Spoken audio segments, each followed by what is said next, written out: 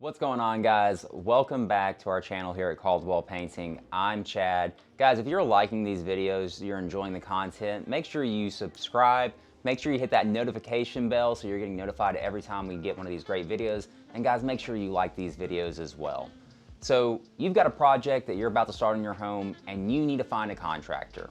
There's a ton of them out there. How do you find one that's gonna do you right, that's gonna be reasonably priced, and is going to do the job that you need taken care of? So today we're going to talk about how to pick the right contractor.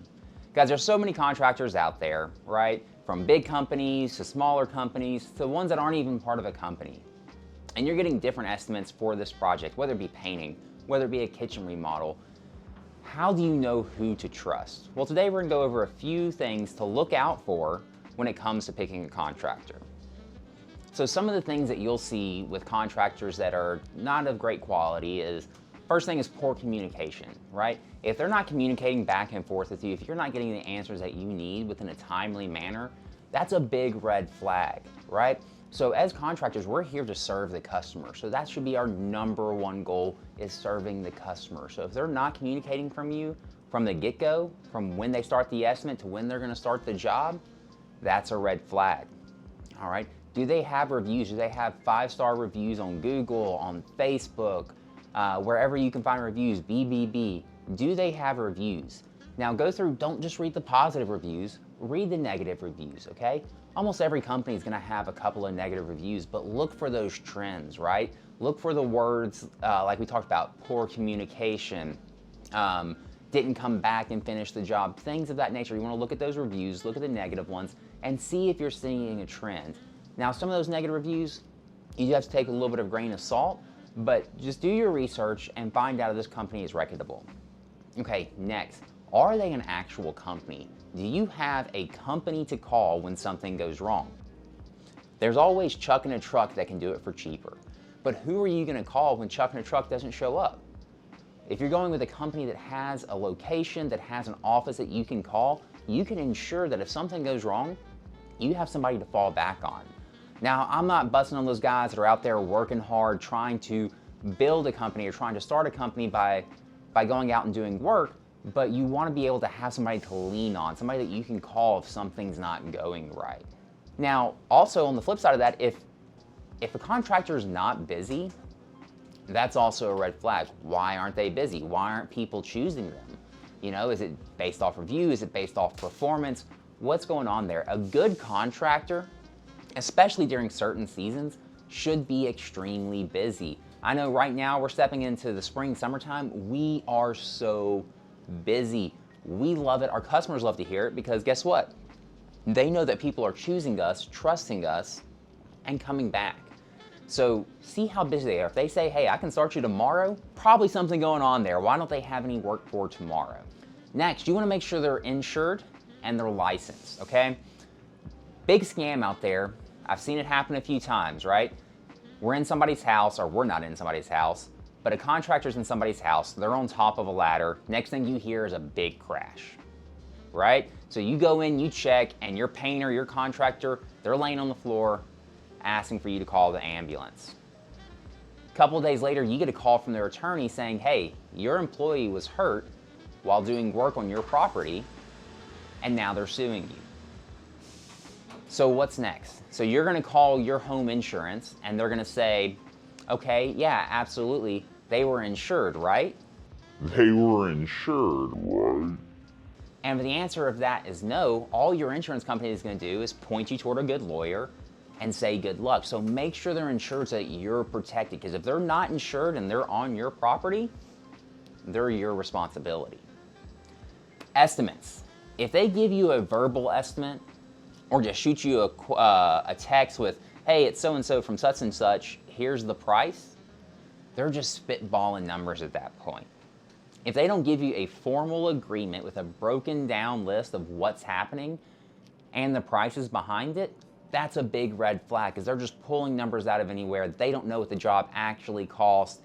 They're gonna underquote it or overquote it. They underquote it, they're coming back asking you for more money because they can't finish the project for that. So get a formal quote from anyone that you have come give you an estimate, okay?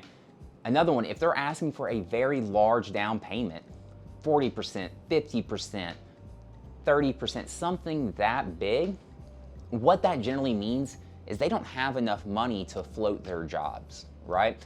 They're still trying to pay off that last job. So if they don't have the capital to float their jobs, what happens if something goes wrong in your house? A paint bucket gets spilled and wood floors get messed up. Tape's coming off wood floors and pulls off the varnish. What happens? Is that contractor going to be able to take care of the things that happen in your home? Because mistakes happen. It happens. No matter how careful you are, we're all human. Mistakes happen. So is that contractor financially healthy enough to take care of your property if something happens? So now let's talk about some questions to ask a contractor before you hire them to see if they're going to be a good fit for you. So a really great question to first ask your contractor is, who's going to do the work? Is the contractor that's in front of you going to be doing the work? Do they have crews? How many people are showing up to your house? What a lot of contractors do, let's just take painting for example. A lot of painters will go out and they'll sell a job. Well, the next day they're walking into the paint store and trying to sell that job that they just sold you. First guy passes, second guy passes, third guy passes. They're finding a lower and lower price, but what's happening is that quality is going down every time they ask someone. So get you a contractor that has their own crews. People that know their crews, people that have been working with their crews for years.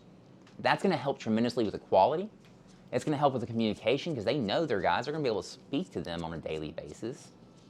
And you know who's coming into your home. Your contractor knows who's coming into your home, right? We don't want just any random people coming into our home that we haven't talked to, that's not part of this company. So make sure you understand where the workers are coming from.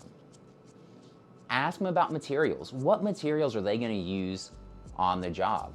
And there's a few things you wanna look out for in materials. First of all, you wanna get a list of the materials they are gonna use. Let's say they're gonna use Sherwin-Williams Super Paint. Just for example, that's what a contractor says he's gonna use. Well, they show up, check those products because they could be using A100, which is contractor grade, apartment grade stuff. And you don't want that going into your house. You're paying for Super Paint. You should be getting Super Paint in your home. Or if you're hanging up drywall and they're supposed to be hanging up 1/2 inch drywall, they're hanging up 1/4 inch drywall. And I know there's a lot of things to look out for, and as a consumer, we're not always knowledgeable to those things, but ask them what materials are being used so that when they do come, you know that, hey, that's not what we agreed on. That's not the product that you said you were gonna use in my home. All right, ask them for their insurance, their licensing. They should be able to provide that for you. It's either should be on their website or it should be printed out and given to you. Next, ask them, hey, variable costs, okay? Because in construction, in painting, for example, wood rot on the exterior of a home. We try to catch as much of it as we can, but sometimes when you're looking 20 feet up, and you can't see that rot, or it's behind the chimney somewhere and it's unseen, obviously we didn't know about it. So how do they handle those variable costs? Is it something they just fix and go, oh, hey, it's gonna be $500 extra because we fixed X, Y, Z? Or are they communicating with you? Again, going back to good communication, are they gonna communicate with you, hey, we found this, how would you like to handle it? Next, ask them who's managing the job. Who's gonna be in here day in, day out, making sure that the crews are doing what they're supposed to be doing and making sure that the customer's happy with what's going on.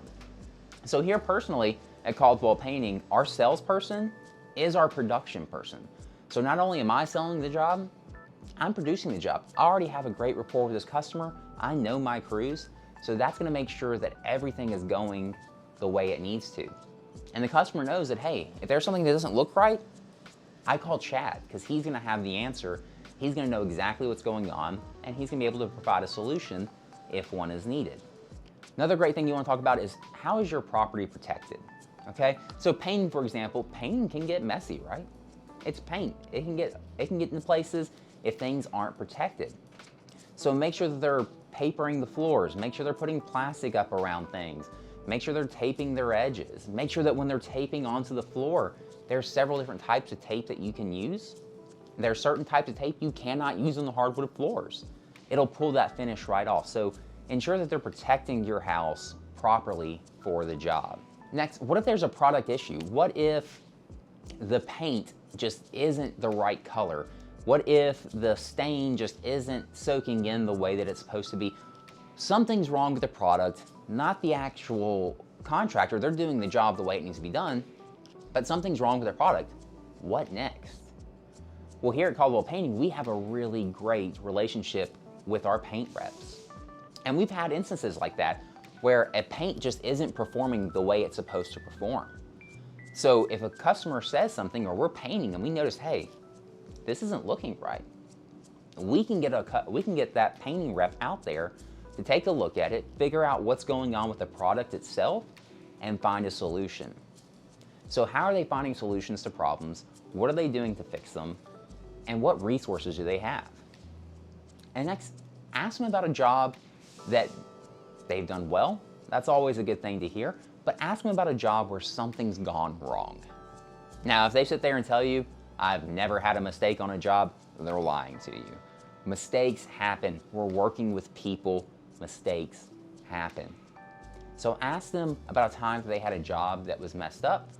What did they do to fix it? What was the final resolution? You want to see how they're going to handle things if something comes up. It doesn't matter how big of a brand they are. It doesn't matter how big of a company they are. They're going to make mistakes here and there.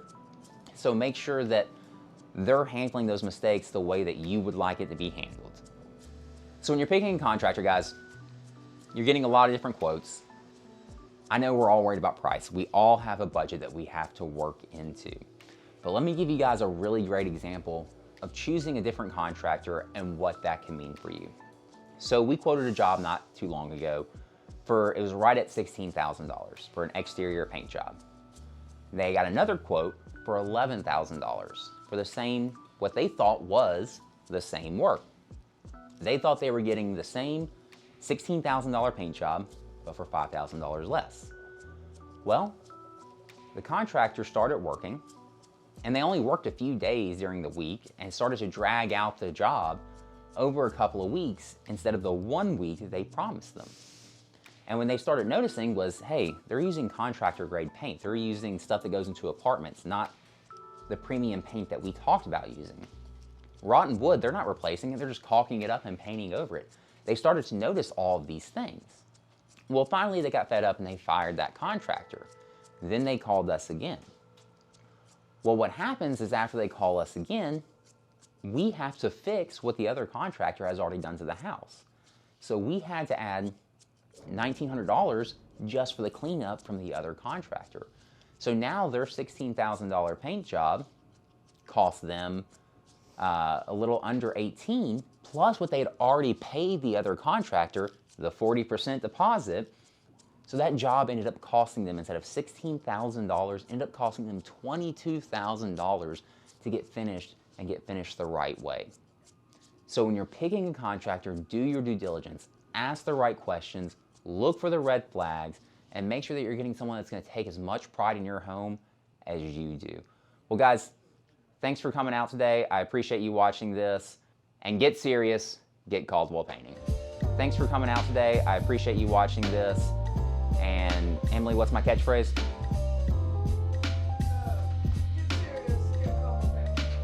And get serious, get Caldwell Painting.